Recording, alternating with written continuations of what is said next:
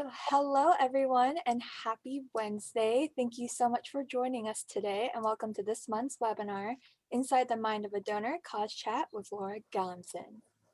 Let me just share my screen really quickly. So my name is Christine Kim and I'm the project coordinator for the Fundraising Academy. Before we get started, I just wanted to share a couple of notes. This webinar will be conversational with the opportunity to ask questions all throughout the webinar as well as a conversation at the end of the presentation. So please submit any of the questions you have in the Q&A box at the bottom of your Zoom webinar screen. If you have any questions, please add them there. In the days following the webinar, you will receive an email with a link to access this slide deck that includes resources that Laura and Sharyn have shared with us, as well as a recording that you can review at your leisure. You've got a cause, learn how to fund it. At Fundraising Academy, Cause Selling Education, we enhance fundraiser skills so they can develop and sustain donor relationships to advance their cause in today's growing giving landscape through a proven contemporary curriculum presented by world-class nonprofit fundraising leaders. We want to recognize our important affiliate partners who provide training and education to fundraisers nationally. Check out the map to find an institute in your community. Now I'm very pleased to introduce today's moderator, Sharyn Goodson. She is the Vice President of Philanthropy and Organizational Development at Leichtag Foundation here in Southern California and bright, sunny San Diego. Sharyn manages grant-making, philanthropic strategies and partnerships, as well as organizational development efforts. We are so happy to have her. I am also honored to welcome Laura Galinson. Laura will be able to share more about her story throughout the questions between her and Sharyn, but we are so honored to have both of you here today. So please join me in welcoming both Laura and Sharyn. Welcome. Great, thank you so much, Christine, and it's great to be with everybody today. Thank you for joining us for this conversation, and it's a real thrill for me to, an honor to get to have this conversation with Laura, who is a very dear friend and longtime philanthropy partner here in San Diego. And I know if you will really enjoy hearing what she has to say. In the world of philanthropy, she is really one of the best, one of the most authentic and dedicated people that we have. So it is a real treat. So Laura, good morning. Good morning. Welcome today. Why don't we just start a little with you sharing your kind of your journey, sort of what brought you to where you are now. Okay, well, first of all, I want to thank the Fundraising Academy. This is an honor to do this, and it's hard for me to talk about me, but I'm the only one I think about all the time, so I'll do my best. Well, I think the very first time that I ever got excited about helping someone else and getting paid for it was when I was about 15. And I was going to Maryland's Junior High in La Jolla, and I illegally had a moped. And my friend and I would ride to school and hide them in the bushes. And I remember getting on that moped and going to my first job, which was a waitress at a retirement community. And that ride on my moped, I was so free and I was so excited, and I'd never done it before. And that sort of set the stage for how I've looked at my journey in my work. So from there, I actually went to Boulder. I studied religion, and I was a professional photographer, and I basically did that to study belief systems. So sort of my study of people has always been to look at their belief systems, what they believe in, what they care about, what they're passionate about. And so when I'm working with development directors and fundraisers and people who are interested in having a conversation about something creative or out of the box, I look for that. I look for the humanness in people. You know, it's not so much about ego at all. And, you know, I find that I learned all about sales because after a while as a photographer, I got into book selling. And I was a bookseller at the White Rabbit, which is a children's bookstore in La Jolla. And so I started to sell books.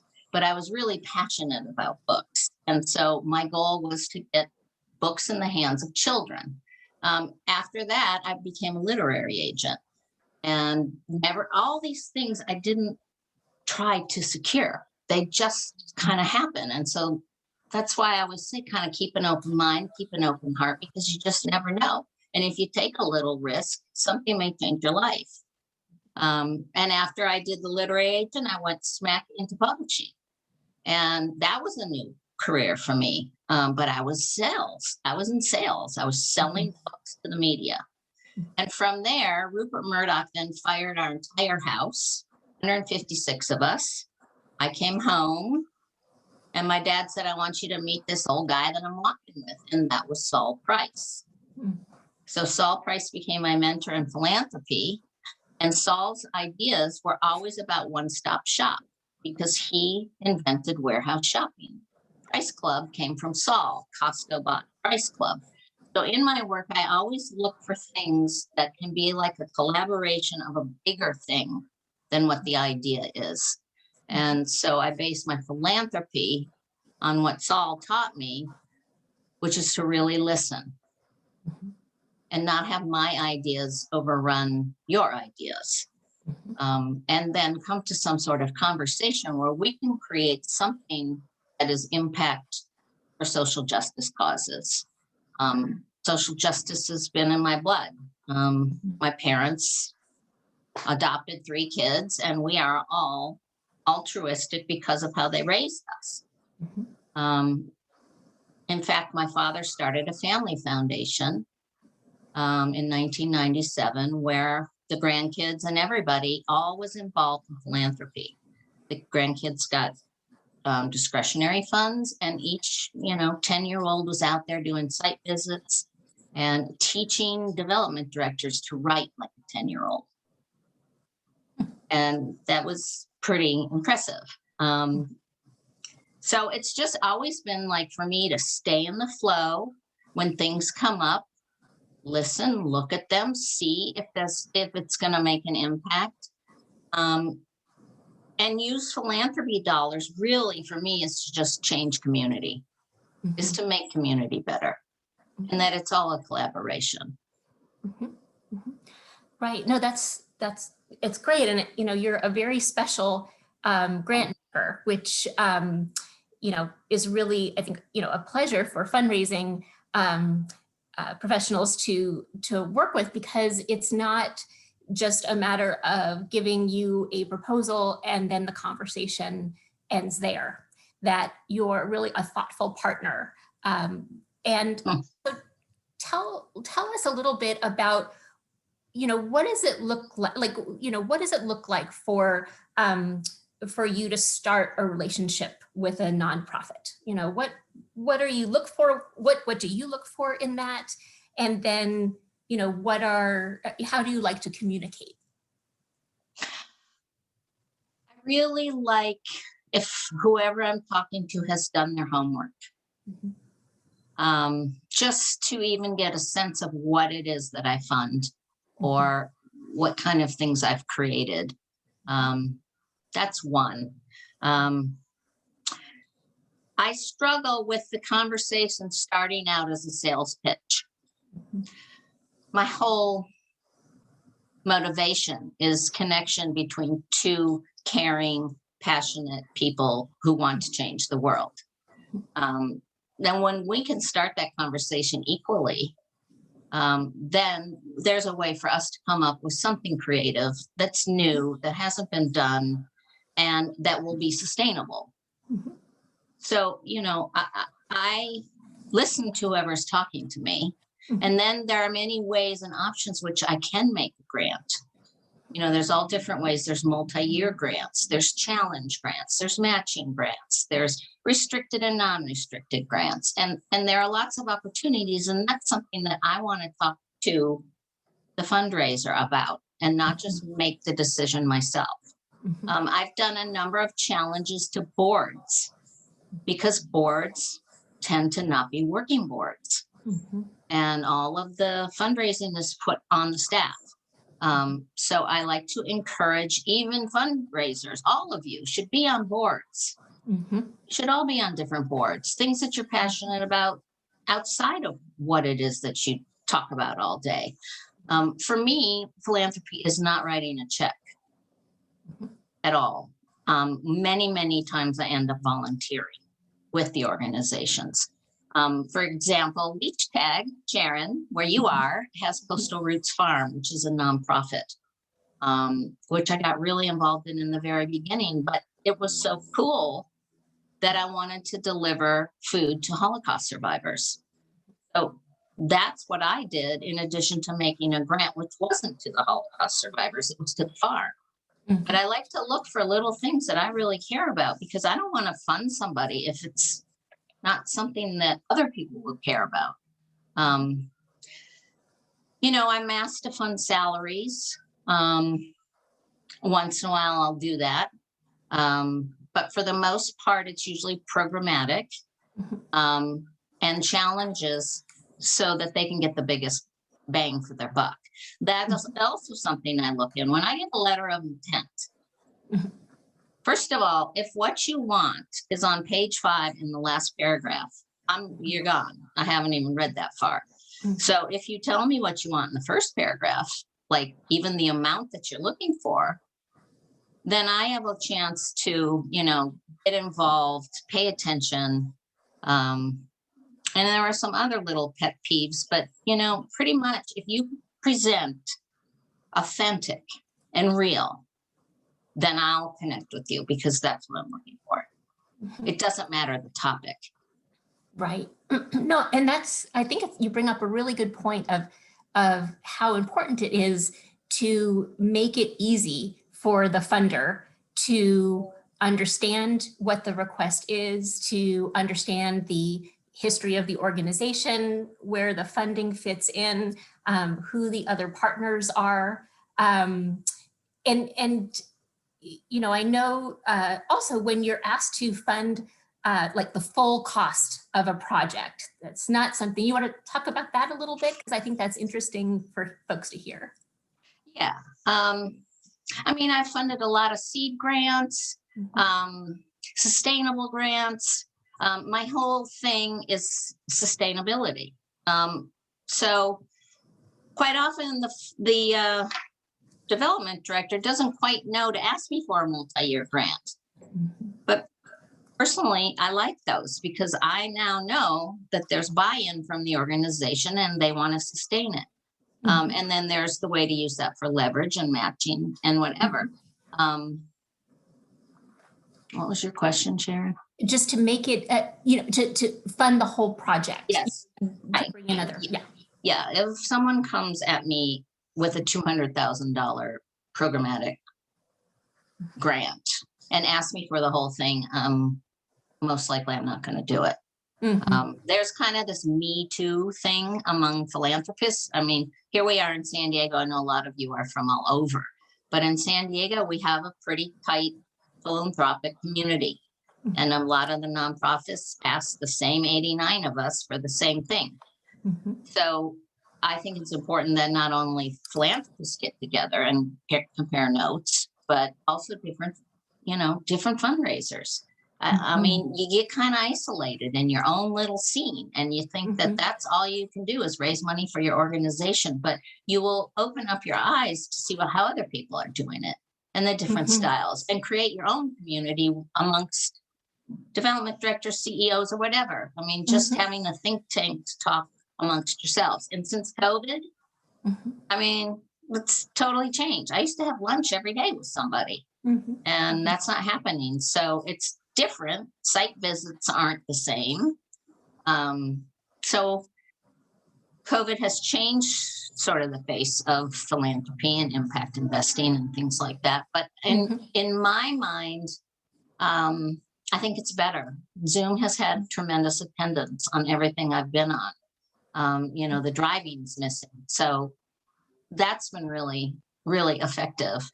But as far as asking for the whole thing, no. Even half, usually no. I mean, I always want to know who else is involved, you know, and even talk to them. Like, why'd you do this? You know, and a lot of people will just say, this doesn't follow my guidelines of my philanthropy. But I'm always willing to kind of not have guidelines, expand to whatever. I like anything that's creative and outside the box. Which is really cool, and also can, makes you special, in that so many, funders, foundations, sort of have that set, list of items that they fund. We're starting to get some, really interesting questions. And we had one first about, understanding the need to be authentic, but then how do fundraisers reach us? How do they reach you? What are, rather than, sort of that cold, the cold call, which, we know that can be kind of hit or miss. What do you think about that? I would say that people reach me just kind of word of mouth. I mean, we don't advertise, but I would say that's how, either word of mouth, somebody referring me. This is an interesting topic for me because I'm asked all the time, can you give me the names and numbers of people who might fund us since you're not? My reputation's on the line with that one. I'm very hesitant to give someone a phone number of another philanthropist. So it's a tricky thing because the kind of philanthropy that turns me on the most is when I'm teaching. I will sit down with you and help you write the grant that I'm asking you to write. I'm totally open to see drafts or whatever. But, the process, at least for me, is a letter of intent. I get back to you, you wait. Wait until the site visit connection happens. And the one thing I would say about follow-up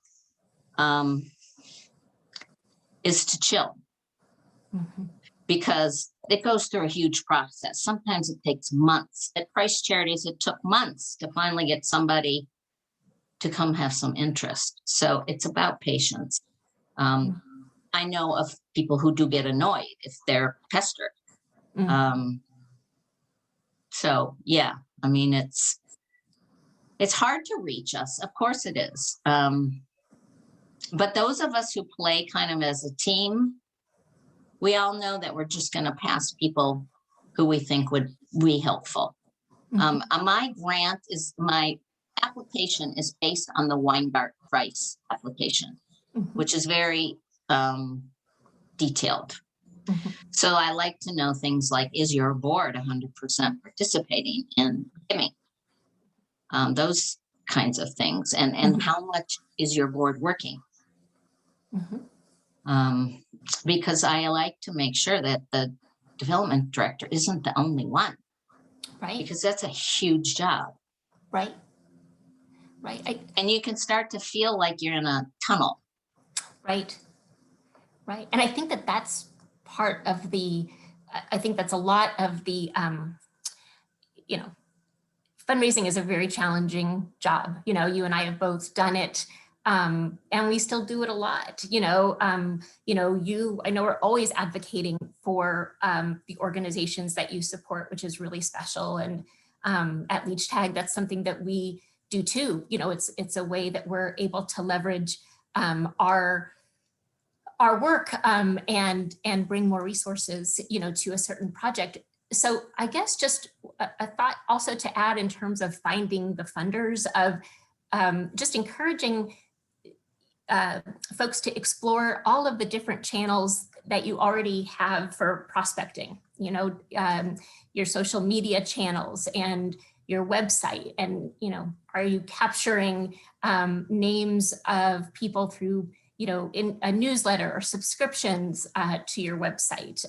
Of course, the direct referrals are always, kind of the slam dunk. But as Laura said, that, kind of comes with a few, caveats, I guess, to it also. And then just, I know that we often talk about this too, is that to see who is funding some of your like organizations. those similar to you and kind of work it backwards. Look at their websites and annual reports and see if you can kind of find connections that way. Not that we are trying to make light of it, but I think it's kind of like not one thing works, that we never quite know what it's going to be, right? It's sort of like when it happens, then it does. But anyway, so but it does. That's the it good part. does. It does happen. Not often on your time or my time. That's right. But we're talking about goodness here. We're talking about kindness. We're talking about systemic change so that everybody feels that they're supported. Right. And that's where I come from the beginning. And it's just how I was raised. Right. And I'm really, really sensitive. So the world affects me. I mean, Hallmark movies affect me. Right. Right. So what's going on right now was impetus for me to pick up the phone in June and change my whole career. I'm a huge advocate of career change. And now I am working in social justice impact investing at Mission Driven Finance, which uses philanthropic money to make change, but it's through an investment. And so once the investment is made, the return goes back into your donor advice fund. So you get to make another gift. And that's because I was freaked out as to what was happening in our country. And I felt like I had to do something, even though I have never met the 17 people on my staff. I know a few, but it's all been on Zoom. And it's been a really great way to have think tanks and jam boards and all these wonderful things that you can create something out of nothing. For sure. And Christine just put the link to Mission Driven Finance in the chat. And it's a very interesting organization. If you're in San Diego or not in San Diego, that really provides a lot of resources to the nonprofit community by way of actual grants and loans, low interest loans, no interest loans, all sorts of interesting things. And if you're not here, there's still a lot of really great stuff on their site as well. So, you brought up a couple things that refer to collaboration, and I know that that's really important to you. And we've all, seen collaboration that is just, okay, now let's collaborate. And it seems kind of artificial, but, you kind of come at collaboration in a really genuine way. Maybe you can tell us more about that. Well, I don't know everything. In fact, I really don't know anything. No. So I need everybody to put 2 cents in to make sense of what it is that's being created, especially if it's a seed grant. It's a risk. But if it feels right, I kind of just trust my gut. If it feels right, then go for it. And then we figure out what it is. Yeah. What did you ask? Say it again. About ideally collaboration. So I guess, you've been a great matchmaker, kind of like connecting organizations and or funders with organizations. And I just wondered, sort of what do you for to that? How have you sort of made them? Well, I've always been interested in the mental health component of art. And so I've created a number of programs that deal with stigma using art as a therapy. And one time I tried to get about 6 nonprofits that were all focusing on healing arts together. So we could all work. Basically, I funded all of them separately. So my idea was to create a cohort. Well, the thing that got in the way was ego. It got in the way big time because no one wanted to share their contacts. No one wanted to share their ideas. It was a super possessive kind of thing. And what that did is it kept each one of them isolated, doing the same thing. So one of the things that I like to talk about is ego and trying to remove that and sounding like a salesperson. Because it's really human to human, and then you can start something from there. Collaborations among funders, I really enjoy because that way it's spread across all different kinds of styles and ideas and opportunities. Everyone has a different idea about one project, and you can really maximize leverage with other philanthropists doing it that way. But I got to say, the main drawback is ego. Right. It's you just can't come on as though you're big shit and you know everything. Right. Right. No, And the same for a philanthropist. Like, I don't want to show up and you've got a plate of food sitting there for me that we're all staring at, and everyone's afraid who's going to take the first bite, and they're kind of waiting for me. Well, you've spent money to do that. I'd rather you don't. And also trophies and plaques and all that stuff. It's nice, but you're spending the money basically that you've been given. So the fancy stuff, for me, I don't know that I'm like everybody. I'm sure a lot of people like pomp and circumstance, but I don't. I just kind of like to come in as an idea maker, not so much as a grant maker. Right. Because you're really coming at it as a partner, you know, Right. and I know, well, you know, you appreciate, you know, the thought, of course, you know, that behind the pomp and circumstance or whatever. I think too, like just how you said that you rather the energy kind of go to that creativity and the funds to that creativity and the work, because you also appreciate so much how much work, you know, goes into all of this. Well, if I can present without a mask on, then I expect the other person to take their mask off, and then we just be real. Right. And then it's more of a brainstorming instead of someone trying to impress me about something that I already like. Right. Right. And we're not talking COVID mask. We're talking like. We're talking the mask that you wear. Right. That makes you not authentic. That is, you know.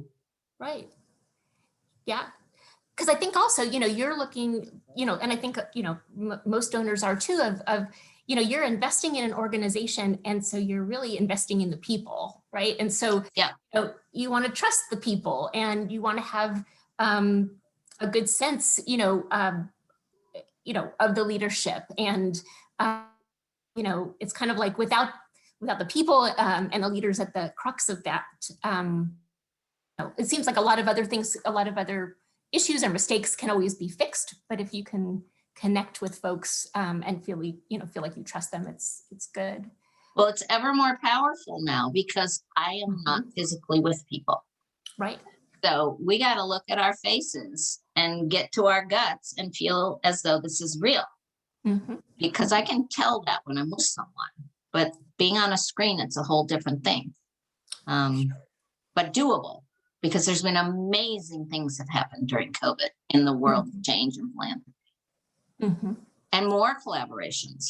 Right, right. I think it's really been a real silver lining, you know, that there have been more collaborations and more experimentation. You know, there's like I guess a longer tether to try things. Yeah. I mean, anything I'm doing in youth and education, it's just, you never know. It changes like every 2 weeks. Right. So, but there are nonprofits that really succeeded during COVID and fed their whole community and changed up the way they normally raise money. And it became more of givers. Right. Rather than just taking to improve their organization. And that's why I think it's so good to be on another board. Right, for sure. And I know that I was just going to ask you about a grantee that I know is very special to you, the Boys and Girls Club of Oceanside, which I think did just what you were starting to speak to just now. Right. Really, during this, this is these wonderful after school programs and very highly sought after, and saw that when the pandemic hit, their kids weren't eating.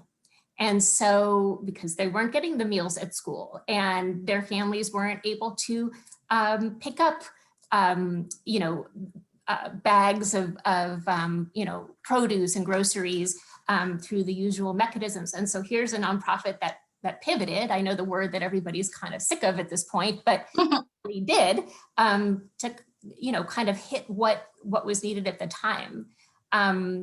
And so speaking of Boys and Girls Club, because it is something so close to you, tell us a bit about how you know, in terms of stewardship, that's so important to you, kind of maintaining that relationship, you know, keeping donors updated, different engagement opportunities, you know, using that as an example. What do you think goes, you know, really well that could be an example for others, and just give us a sense of stewardship overall?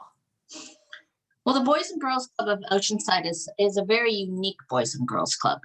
You know, years ago, my perception of Boys and Girls Club was kind of, you go there after school and you play basketball and you swim, and this is not what this is. The Boys and Girls Club of Oceanside has built a center for innovation where there is a culinary arts kitchen, which myself and Jody Diamond funded. And in our wildest dreams, we never thought that that kitchen, which was designed as a vocational tool for people in those kids in Oceanside, turned out to feed the whole community. Right.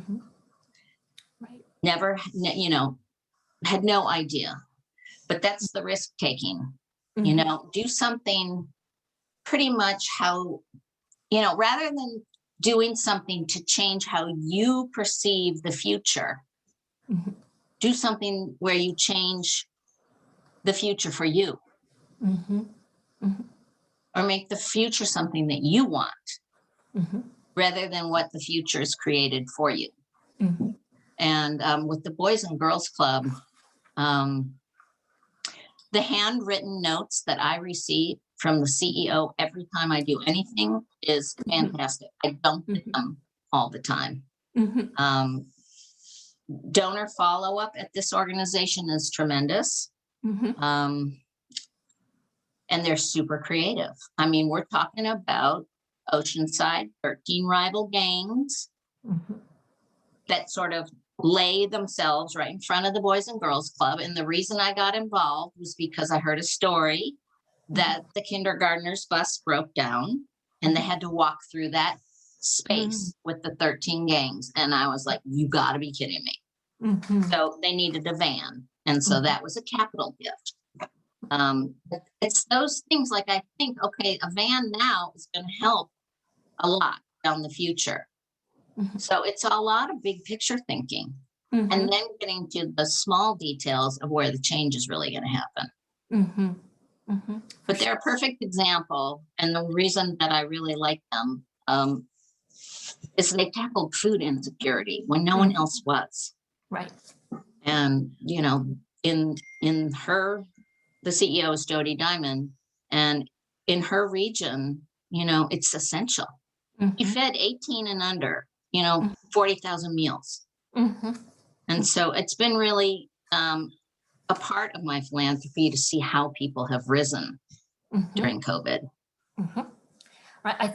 I think it's such a good point, because I think what, you know, a number of folks in fundraising will say, you know, I know, especially at the beginning, you know, is it bad form for us to be reaching out to donors now and asking for money with, you know, there's so much suffering going on. And, you know, how do we make sure that what we're even talking about is relevant to a donor? And I think what you're saying is so important, because you're really encouraging us to make it relevant, you know, sort of see what has to happen now and put your organization kind of in the middle of solving community issues related to COVID to the best of your ability, you know, like we talked about with the Boys and Girls Club doing, you know, see what the need is. And then I think also kind of to your point about partnerships of, you know, there are other folks, you know, doing this who maybe are the partners who you haven't, you know, connected with before, like continuing with food, like a food bank or a Feeding San Diego here for us, you know, and how can that develop? Because it sounds like that's really meaningful. Yeah, I mean, I joined boards that I funded, like the San Diego Hunger Coalition. I'm very much interested in food insecurity, so I might as well get involved with the nonprofits here who are doing that.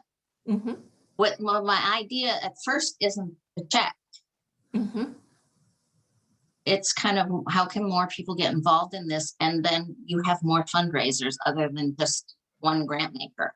Right. And you have a more engaged funder who likely, I mean, the more engaged you are, probably the more generous you're going to be, or, it won't just be like one and done gifts, and you're out. But, really looking at what those other opportunities are. Yeah, because I don't know. Yeah. Yeah.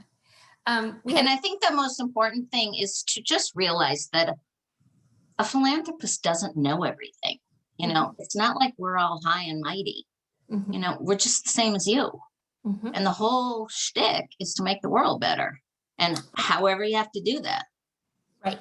Right. It's not a power play. It's not it shouldn't be that. And if you start to feel that it's going that way, then just say something that's a connection statement or whatever.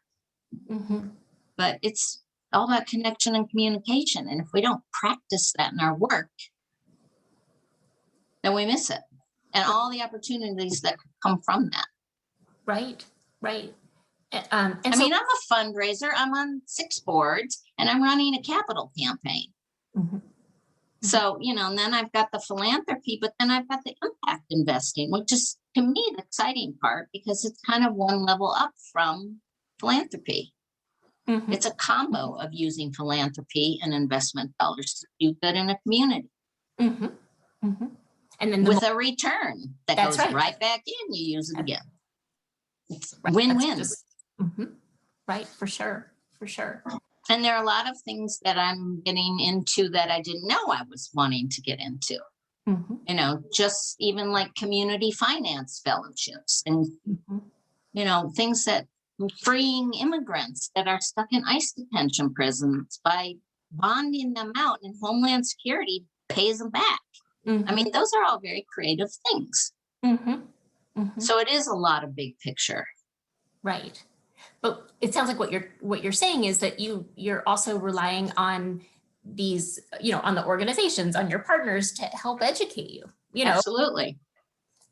Right? Yeah. And let you know, because no one knows all of the issues that are happening. I mean, we might hear, read headlines and that kind of thing, but that's a big part of the stewardship, kind of like back to the Boys and Girls Club with the gang issue, and, there are all of these other points involved. We just got a nice question in the chat too about sharing what was, maybe if you could think of one of your more meaningful interactions with a fundraiser. When was a time when you had that and you really, were wowed or, made your heart sing? What did that look like? It happens every time. Yeah. Well, that's great. So yeah, I can't pick a favorite or anything, but I think somebody's got to break the ice. And once it's broken, it's a whole different ballgame. It's a different story. So I don't have a favorite. I think the favorite encounters I have with a fundraiser is someone who's just doesn't have a strict agenda and is willing to kind of explore different things. That isn't just sitting in front of me saying, I need $50,000 to match a blah, blah. Right. Right. So, I always go for just the connection. I think there's a fear that fundraisers have to talk to people like me, and I want to crush that. Right. No, it's scary, because. Well, this is scary. Yeah. Well, no, you're right. Yeah. But I guess, this is scary. It's nice when I don't, I'm not. But I love you. So this is fun. Well, exactly. And if I don't look at the number of people on the call, then it's okay. But, no, I think that's right. And I think because it's scary that you try hard to make the experience, comfortable for both of us. Exactly. Yeah. We also got a question about, again, kind of this contacting donors, which I think, that is around this, it is scary. What if we don't contact the right way? There's the phone and email and text and all of that. Do you have a favorite way for people to contact you? Maybe when it's not necessarily through an application, kind of maybe setting that aside, but. I have no problem with anybody contacting me, and sometimes people who I've funded before will recommend someone else talk to me, which gives me a frame of reference because I've already experienced that organization. But I'm a big fan of seed grants because that's where at least the creativity can flow with a seed grant, because we can come up with something together. It's a tricky thing how to know how to contact the philanthropist. There's a lot of yellow pages, there's Charity Navigator, and there's all different kinds of ways you can like Google me and figure out blah, blah. But it's a hard thing. I really don't think I have an answer, except beating yourself up for being told no, or struggling to go back to report to your whomever that you didn't get it. That's part of it. That's all part of it. It's part of the growth, because something better will come. And it always does. I mean, I had no idea that riding my moped to pour coffee to a bunch of old people was going to end up me being an impact investor. But if you'd see the journey, they all flow into each other. And, I can't predict that stuff, but I can create a future that I want. Right. And I think that's what all of us can do, especially now. Well, I think goes back to your advice about sitting on other boards and sort of putting yourself in the place where things are happening, or cohorts, or, there's so much going on in the technology world that you can join stuff and all talk. And I think that that's part of education in your career. And that's a very important part while you're doing your work, is to keep growing. Right. Yeah, we did get a question from somebody who has had a tough time finding a mentor, or getting help. And I'm not sure the person lives, but, do you have any recommendations for how somebody would find a mentor or find resources? First thing that comes to mind is Emily Young runs the Nonprofit Institute, which is at the University of San Diego. She's a wealth of info if you're in San Diego, but some place like this that runs a nonprofit platform for funders, for fundraisers, all to be together, that's a great place to meet and hear people talking and sort of tap into the whole of it, the whole giving, just the whole concept of giving and what that looks like. And mentors are in there. I mean, my mentor, I didn't even know who he was. And he turned out to be, my father was my mentor. I really, really tried to be a mini Murray Galinson, mostly because he treated every single person as though they were completely special. And so I listen. That's kind of how I roll. And so to find me, I think it's just a matter of word of mouth. Right. No, it makes sense. And, I will say, while you had mentioned your dad, that, here in San Diego, and Israel and nationally too, Murray was, a beloved philanthropist who really did exactly like you said, when he spoke to you, you really did feel like you were the only person in the room, and was an incredible mentor to so many people, and your mom too, of just being, so smart and so, keen on identifying community needs and seeing what had to happen and being really strategic in making those connections. And you are so lucky to have those role models, for sure. It's a blessing. I mean, it's the greatest gift, especially being adopted. I really had no idea where I was going to end up. And I ended up with all my dreams. Yeah. And, it's amazing. Yeah. And, my dad always starts these kind of webinars by showing a slideshow of all his grandchildren. and that would cut the ice. Well, I don't have any grandchildren, but Right. you know, he just always sort of cut the edge off of everything. And that's kind of relationships I want with people. I didn't want it to be all tense and, you know, just all about good. For sure.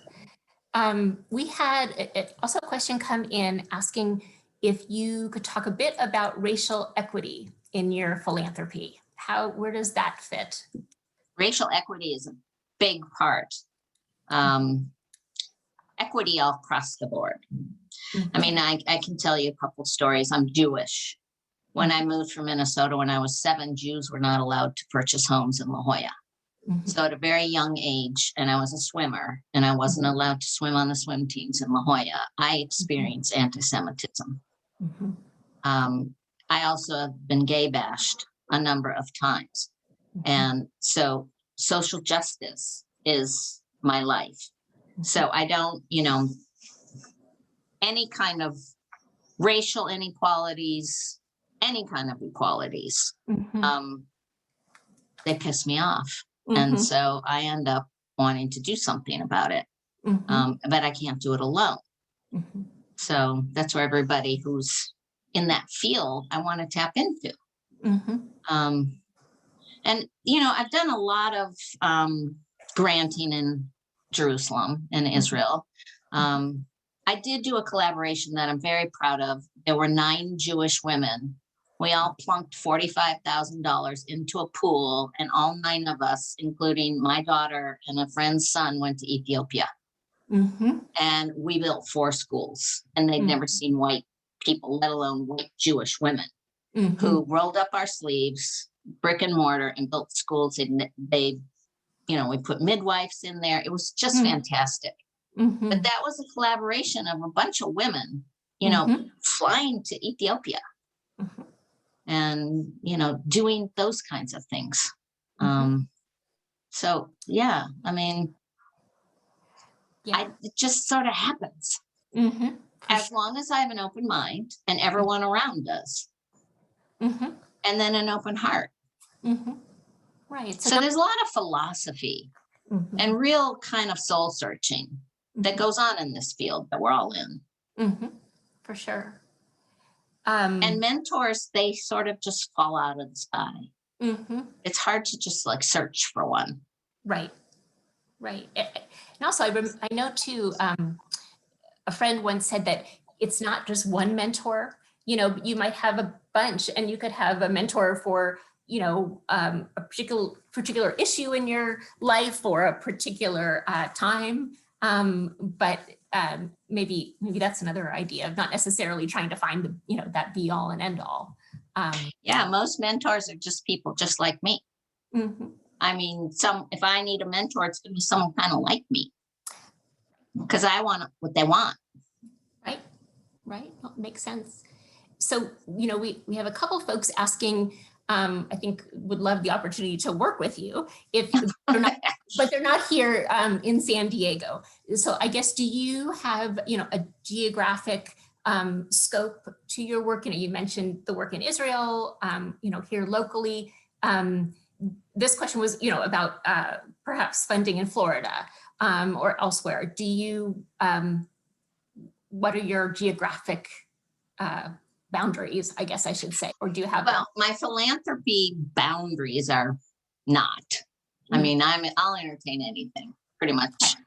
Now my impact investing role, I am much more willing to talk to nonprofits about the fact that they can't get a bank loan.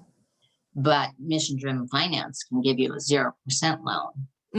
Or wouldn't it be great, talking to another philanthropist, if your $10,000 ran through mission-driven finance and turned out to be $100,000? See, that turns me on. As a philanthropist, this is like the next cool, creative thing to make big impact and have others join. So, you know, got it. You're open. It just keeps going into the next available thing, you know, and I'm much older than the people I work with. So, you know, I don't speak financial gobbledygook. So, it's kind of my job to translate. And so that is all collaboration. Right. No, absolutely. Right. Because there are a number of, who don't speak that, use that language, for sure. So let's see, I want to be sure I'm kind of getting to more of these questions in the chat. So you mentioned being really, really liking seed funding. And what about, unrestricted funds for an organization? I give them all the time. Okay, you do. Is there a, is there a way that you look at that, or what's, is it just up to the organization, I guess, to make that? Well, someone has to tell me that they want a specific thing. Then it stays just there.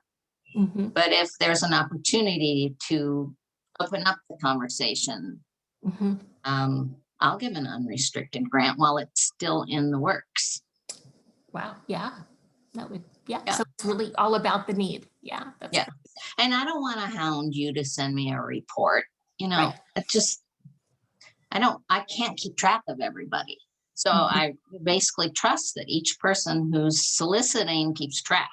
I mean, I do keep track, but all the innuendos in the talks we've had. Right, sure. No, and again, I think it goes back to what you're saying in the beginning of kind of making it easy on the funder. Absolutely. It should not be a stressed out thing. Right, for sure. No, I think that's. But it can be, because you don't get to pick who you're talking to. But I would rather teach you how to be better, so the next person you solicit, you'll be more successful. Right.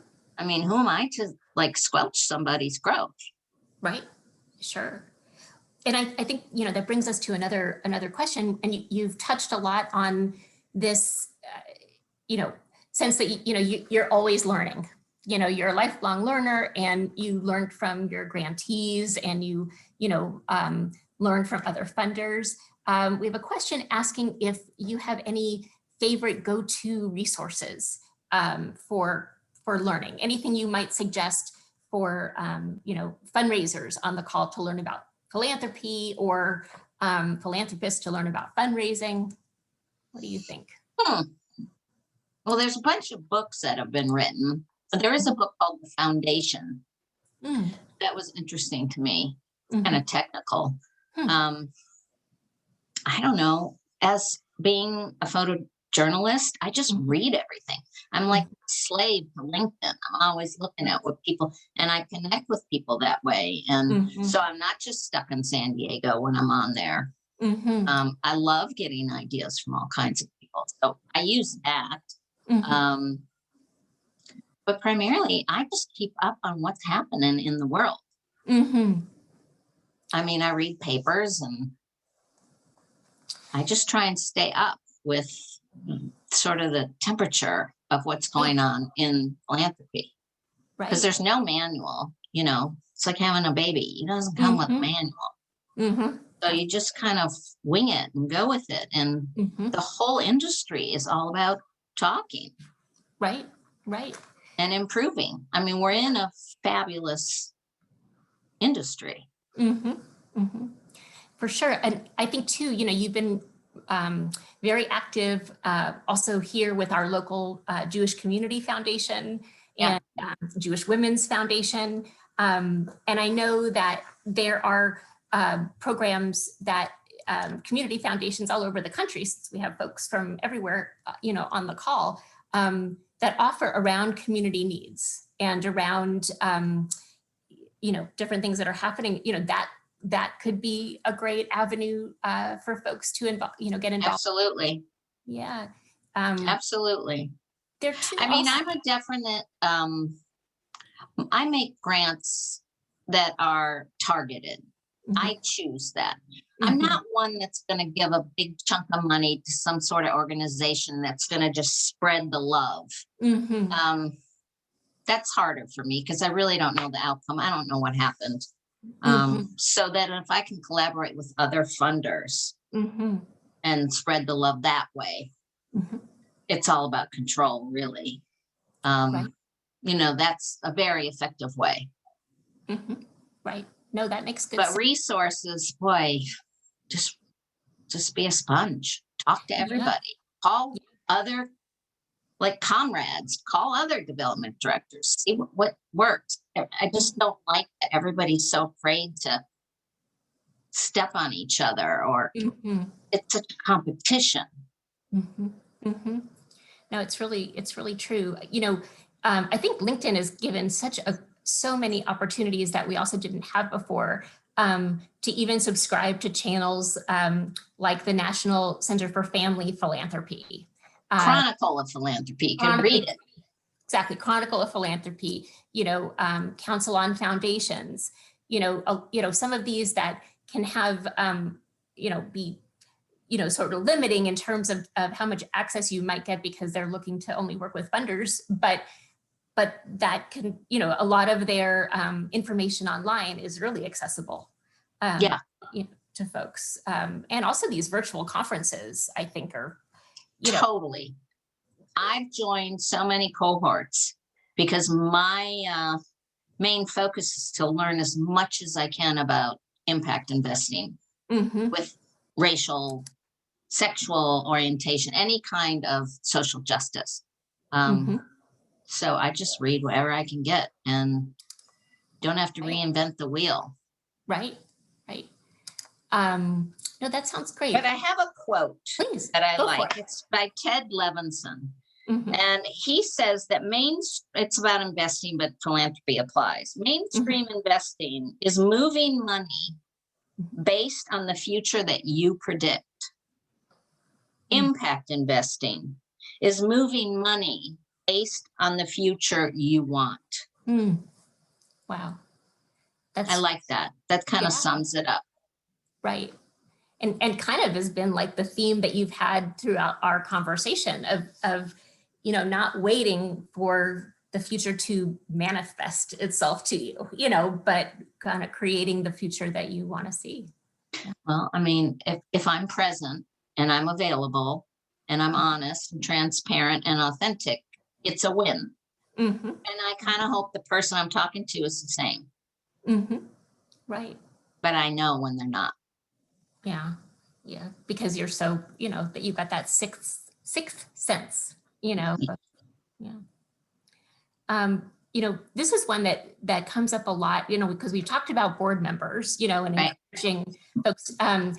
So you know, what's a good way to recruit board members so that it, you know, it kind of happens seamlessly? You know, what have you seen that's kind of worked well?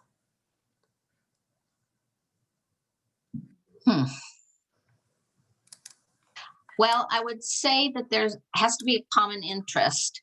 And you mean for board members? Yeah, I guess, right. Well, how to recruit, you know, what's the best way to recruit? But so I think what you're saying makes perfect, you know, sense. I think the best recruits are not the people with all the money. The best recruits are the ones that want to get dirty and down into it. So when I would screen board members based upon, you know, how excited and how much work they really want to do. And I've been on boards where the board dues are astronomical. And I think sometimes you lose board members that way. But for me, I join boards about things that I'm super passionate about. I mean, one board that I was on for a long time is the Museum of Photographic Arts. And I joined that board because I was a photojournalist, but I also really care about kids and photography. So we created this program called Exposure. And the whole deal was to put cameras in the inner city kids' hands and have them photograph their lives. Yeah, I remember that. And I did the same thing with the Odd Job Project. They were all Somali and Sudanese refugees, the kids who like walked out of Africa. So they got cameras and they photographed their life and their journey. So I think it's just really important to get a feel for what other board members might be interested in doing and why, why on this board? And, why do you leave boards? It's just all those kind of conversations are important. But board governance, as a philanthropist, that's a good position to have on a board or being involved in development. Right. Because my assets or skills can be applied. But it's not like I'm going to dump a whole bunch of people's names as to who they should call. Right. For sure. But I think every single person who's involved in this industry can be a part of someone else's dream.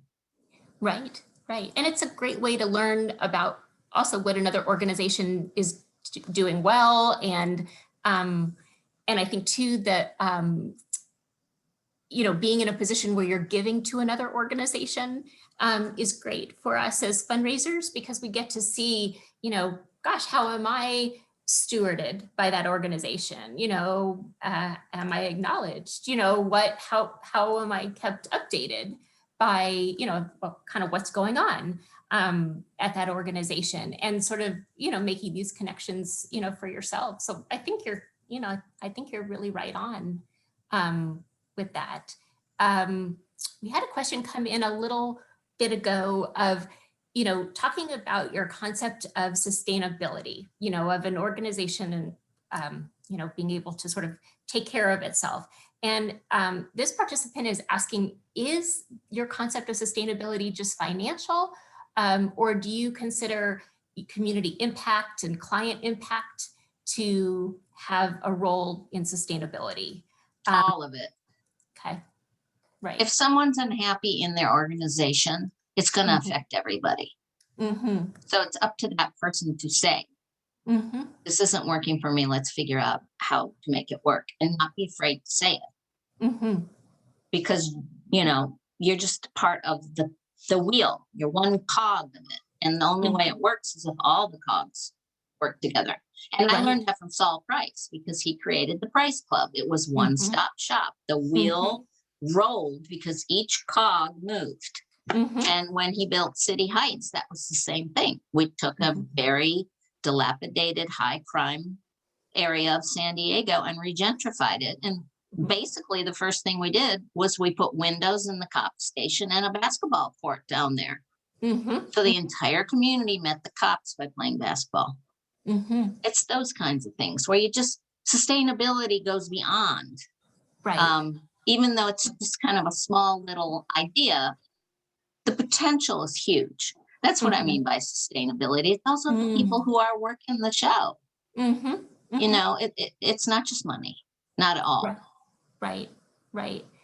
And I think too, this might have come up also when we were talking about not being, the only funder for a project. And I think we mentioned sustainability at that point because of just more the insurance of not having all of your resources in one place, like not all eggs in one basket.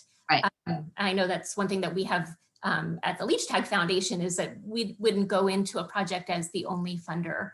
Not me. We're going to be leaving, our, and then what happens? So. Yeah, but see, for example, Leichtag. I have a very love of gardens because I see them as a mental health component. And I love building outdoor classrooms and whatnot. But with Leichtag in Israel, I got involved with Sharyn and the gang because they were funding the botanical garden in Jerusalem. And so we collaborated, and we ended up making it absolutely doable for people in wheelchairs. We changed the entire curriculum and we planted a biblical garden. And all of that was just done because the two of us partnered up and saw a need in Jerusalem. And as it turns out now, the Jerusalem Botanical Garden is partnered with the botanical garden that's here. Right.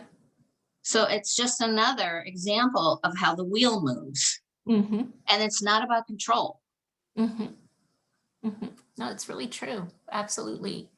we had another, I'm trying to get to questions, just, keeping up with the time. I want to make sure people feel like we're hitting those, but so a question too, in having, we talked about sort of this, writing, assisting organizations in writing their own grant or what have you. And somebody had written of some challenges around communicating a complicated structure, really that, to show the big picture, and wondered, do you have any advice for how, you've seen organizations or advice about organizations kind of taking that big picture and sort of boiling it down to something that is easily understandable and would be funded?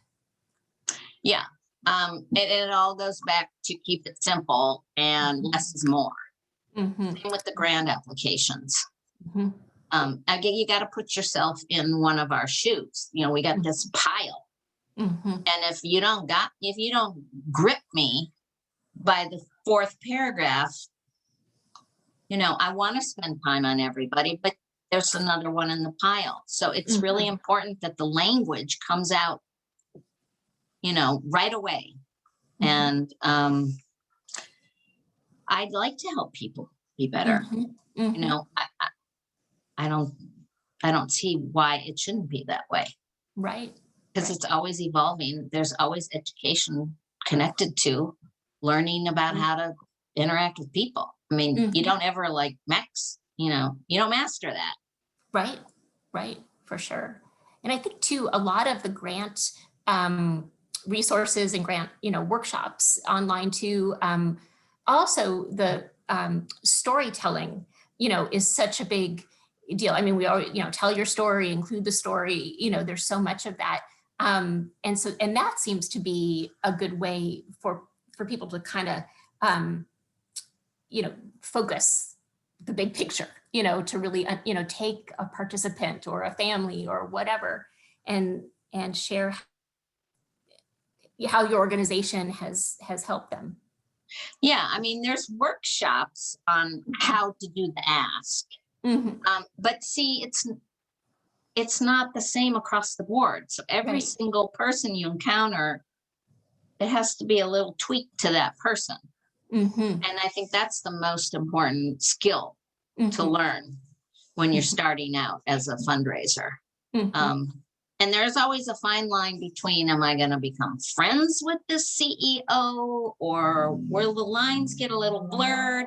And, are they taking me out to lunch because they like me, or they just want money at the end? I mean, those are just the basic questions I ask myself. But yeah, I think there's no formula. Right. And that's the hard thing. Right. That you develop your own personality that's genuine and true, and that's where you go for. And you trust your gut. I mean, it's pretty simple. Less is more. Right. The more detailed and googly it gets on paper, I'm just going to have to spend time to ask you what that all meant. So if you make it simple so it's understandable without all the details in the LOI, I'm going to come back and ask you, here's the application. Now I want the guts, but I'll work with you on the guts. Right. Which also makes you so special, because honestly, some funders wouldn't do that. I mean, they, for a variety of reasons, either time or inclination or whatever. But why wouldn't I want someone I'm giving money to do their best? Absolutely. No, I'm absolutely in your camp. I know, with us at Leichtag, we don't really have, we're not doing as much grant making, as we had in years past. And so really not accepting, applications. But when we were, we wouldn't present an application to our board that we didn't think would be successful, so, sort of positioning. Yeah. I mean, when I worked at Price Charities, there was rhyme and reason to how everything went. And, the basics was send a letter of intent. Okay. Then when the grant screening meeting happens, 2 weeks later, if the entire group says this is something we're interested in, then it's assigned to a program officer. Meanwhile, fundraisers are not talking to us until a few months later, when that program officer will call you and say, let's start this, let's come and look. Right. And then it goes back into the process once there's a site visit. And, you know, it just works its way to, is this something we want to do? Does this fit our mission? Is this a region we fund? So it's a process. And even the program officer is the one selling it. So that's where the fundraiser has to sell it to so that the sale comes from the fundraiser. And I'm just a conduit. I mean, a lot of times it's just being a vessel. Right. That's so well said. Because it's like, you know, I mean, you know, you take the proposal and you kind of turn around and then you pitch it to this board. You know, the decision isn't just, you know, yours to make, you know, but it's, that's a really good point. That's when I worked for a foundation. Now, running my own, I'm a one-woman show. That's true. So it is my job to get out there and learn and listen. And I mean, all the reporting's done to myself. So it is harder to be a one-woman show. Yeah. But that means that all my energy is put out there with the nonprofits. Absolutely. We had a question come in about nonprofit events, namely galas. Do you? I am so grateful. I have not been to 200 galas this year. Right. Do you think that they are kind of like their time has come and gone? Well, since we're on Zoom, I can see that y'all have had to get really creative on how you're raising money, because an auction in place of a gala where you pick your own it's hard. A gala right now is not really possible. But there are other imaginative ways to raise money. But I'm invited to a lot of galas, and I do go because there's my community. There's the people that are in granting, and there's the people that are making grants, and there's the people who are working at banks, and I like that. So it's a smooth time, but it also, you can walk away with major networking at a gala. So they're important. But I don't see them happening. I mean, I know the Boys and Girls Clubs wants to have a gala in October, and they've canceled 3. So it's hard because you work your butt off to get this thing ready, and then people don't come because they're afraid to be together. For sure. So COVID's really tweaked the way we all do things. Right. Some of it is glass half full. And that's what I mean is glass half full. Stay in that zone. There's so many opportunities. But it's really hard not to kind of beat yourself up for not scoring what you thought you'd had, you know, and being told no is just an opportunity to find something even better. Right. Yeah, I've seen some nonprofits go from that big gala model, you know, over this past year now, to, you know, smaller coffee with the CEO. A lot of those. Not at one time. Yeah, I mean, if you make $1 million during your gala, it's hard to replicate that in other forms of fundraising. For sure. But that's where collaboration comes in. That's right. We had another question about fiscal sponsorship. What do you have, you know, good feelings, bad, neutral in fund a project that is not its own 501c3, but has a fiscal sponsor? I do that. My example is KPBS here in San Diego has a television show called A Growing Passion.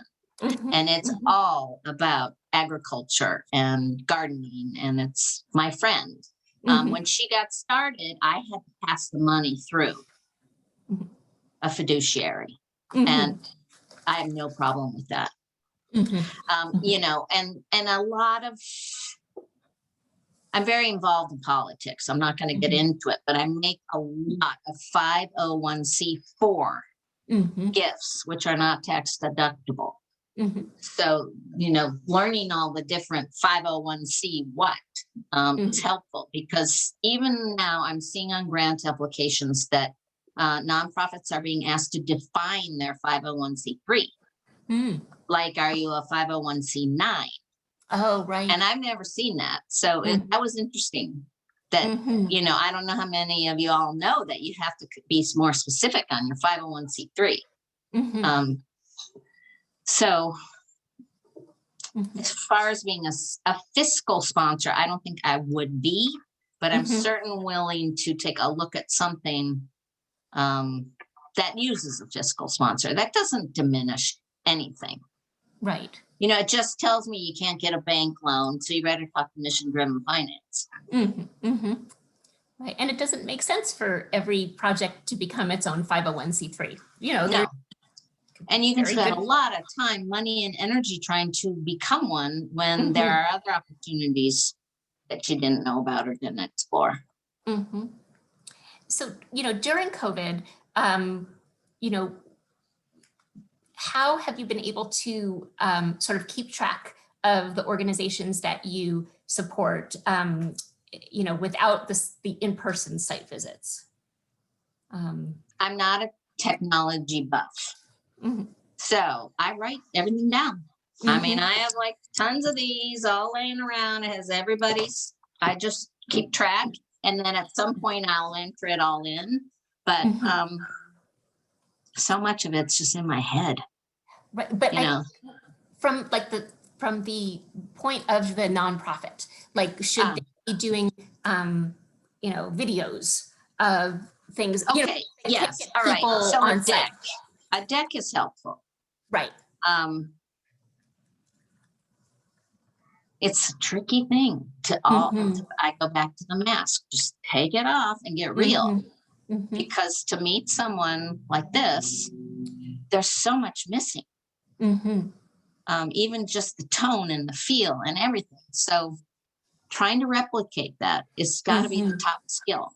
And if the fundraiser can replicate that, and we can start on Zoom having a conversation where it's not cut to the chase. I mean, I'm a direct grant maker. I will just be direct, because what's the point? And I also like it when fundraisers are direct. Right. And that shouldn't, I just want to nix the whole stigma of it being so competitive and so, dog eat dog and cutthroat, because it just doesn't have to be. It flows so much better when it's not. Right, for sure. I mean, I think also coming at it, which is hard, again, not to discount the how hard a job fundraising, is for sure. But that, I think trying to come at it from a place of abundance, that there are, there are a lot of opportunities. I think that's one neat thing about working with individual donors as opposed to foundations, especially here in San Diego, where, like you said, I mean, we have a tight philanthropic community, but it's not very big. We have, 20 or so foundations, and they're pretty small, in the scheme of things. And so I think a lot of the nonprofits here have done well by diversifying and really accessing more the individual donors, because there's so many more individuals than there are foundations. And that's hard. It's just hard. Yeah, for sure. Absolutely. But a lot of it is who knows. Right. And it's hard to get in that space. But that's why I am a philanthropist that shares. Right. Because I think if we all just shared, then it would be easier for fundraisers to sort of bounce from all individual donors to each other. But we're all so unique, so it's always going to be different. But I'd really go back to do your homework. Like, if someone were to do their homework and find out that I was a champion breaststroker, I will talk to you. Right. We'll start there. Or if I discover, one time for the capital campaign, I was talking to a woman And the whole campaign already had it set that I'm supposed to ask her to name something. Well, I didn't, because she told me she loves open water swimming. So we're talking about swimming in the ocean. Next thing I know, she hands me her credit card and says, just put 50,000 on this. Oh my goodness. Wow. Did nothing. I did nothing. I Well, but you did on swimming. Right. But you, and that was it. Relationship. Yeah. But that, I think that's really true. And I think even now, these days that it's so, making that personal connection is so much more important. I mean, it's always important, but it goes back to what you were saying of like people really giving to people and wanting to have that authentic, connection. And so a conversation about open water swimming is, yeah. I would rather hear that from a fundraiser up front than this is what I need and it needs to come over these years. And right. Yeah, something else. Yeah, for sure. For sure. That makes really But the average person kind of knows this stuff, but I think you get all caught up in the job, and the end result is I need $21 million to build this thing. Right. And if you just stay in that zone, you lose sight of everyone's feelings and emotions and all that make it happen. So the money part is never my focus. Right, for sure. Yeah. And then if I give to an organization some money, then I don't want to just wait for a report. I kind of want to volunteer. Right. See what happens with my monies, Because a lot of my grants are based on how much it costs per person. And I know fundraisers have a hard time telling me that. We got 300 kids, it costs blah, blah, blah. But how much does it cost per kid? Right. That's a common question I ask. Absolutely. Is all the way down to what am I buying? Right. Right. No, it's a good point because I think that, we may not be, as fundraisers, that may not be where we go first, but I think in terms of really working on the budget and being able to quantify as specifically as possible is great. And also I just wanted to mention what you had said before of not waiting for the report, sharing updates about what's going on with the organization, not just at the 6-month report time or after the annual, when it's been a year. I know that was a big pet peeve that, your dad had shared of the only time he might hear from one organization was when it was time to, ask for money. Yeah. And, he was disappointed, by that because, I'm too. Yeah. Yeah. For sure. Yeah. It's all about exciting change. And so if I can stay in that exciting place of, wow, we're going to create something and not wallow in the weeds of what we can't do. That's the kind of day I want. Living in the possibilities rather than maybe this might be way too hard, but still trying. Yeah. And I think that there's a question that came in that is, that kind of speaks to that where, lots of times we see, numerous nonprofits trying to solve the same community issues, whether it be homelessness or, food insecurity or whatever. And so somebody's asking, do you have stories of when you've worked with collaborations, organizations, philanthropists, and they've kind of bonded together over the same cause and it made a bigger impact? Oh, this is my trip to Ethiopia, full blown. It was put on by the Joint Distribution Committee, JDC, and they are in Israel. And that's a perfect example. It was just 9 women wanted to do something big. And we weren't all from San Diego. People were from all over.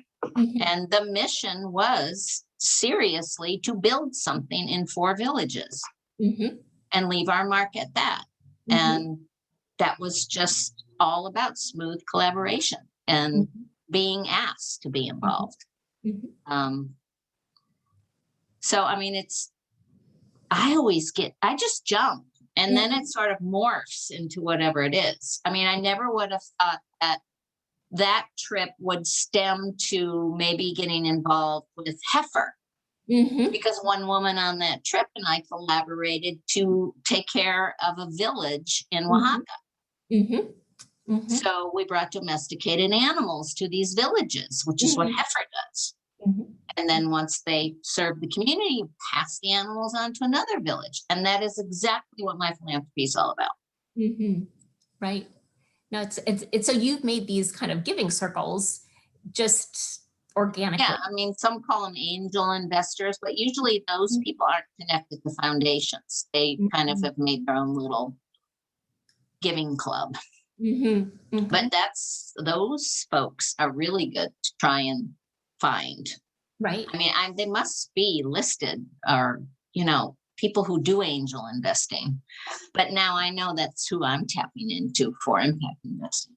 And I think that, you know, giving circles have gained, you know, so much momentum in recent years. You know, giving circles have been happening since almost time, you know, to solve it. Because it's powerful. Right. If one person's idea times it by 10, you know? Right. Absolutely. And I know here in San Diego, you know, too, we have some great giving, you know, a good number of giving circles that actually now are offering, you know, requests for proposals and have really formalized, you know, their work. Well, that's why we started a family foundation. That's exactly why. Was first, the intention was that all of us kids get on boards. And that was brilliant. And, you know, then it was just the family. I mean, our first meetings, we were a public family foundation. So we had 8 community members attached to all 8 of us. And trying to get everybody together was hard. So we became a private foundation. And then we worked with passion amongst our family. Yeah, it was really special. Well, I think our time is drawing to an end, and here's Christine. But I just wanted to say, Laura, thank you so much, as always. Thank you. An honor and a pleasure, and I adore you. Thank you for the I adore you too. Okay. This was fun. Thanks. Thank you. We'll give it to you.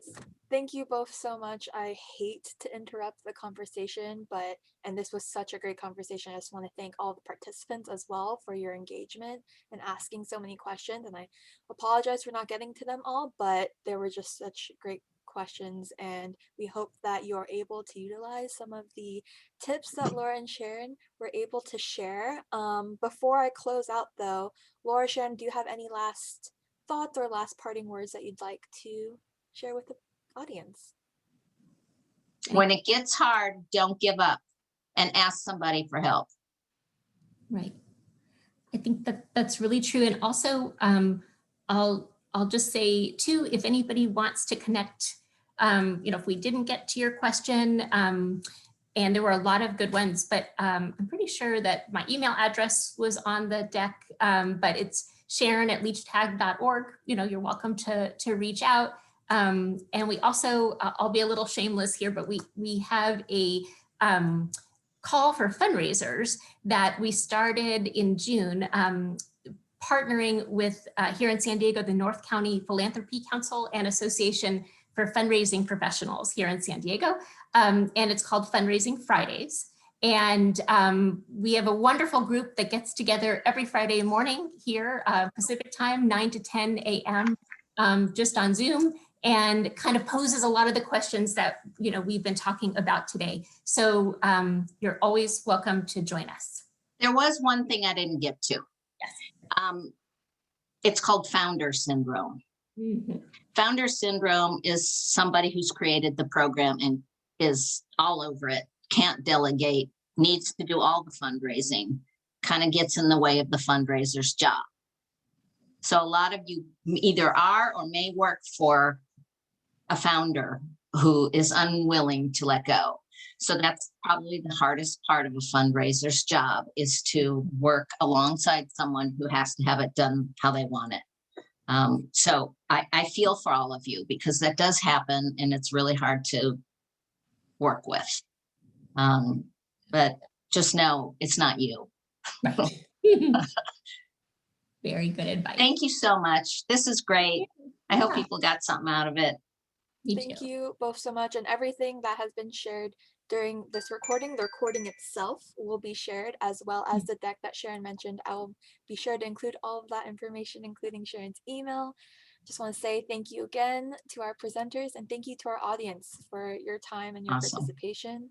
Great. We hope that this was able to help you all. We hope that you all are staying safe and healthy, and please enjoy the rest of your day. Thank you so much, everyone. Great. Thank Thank you. you. See you later.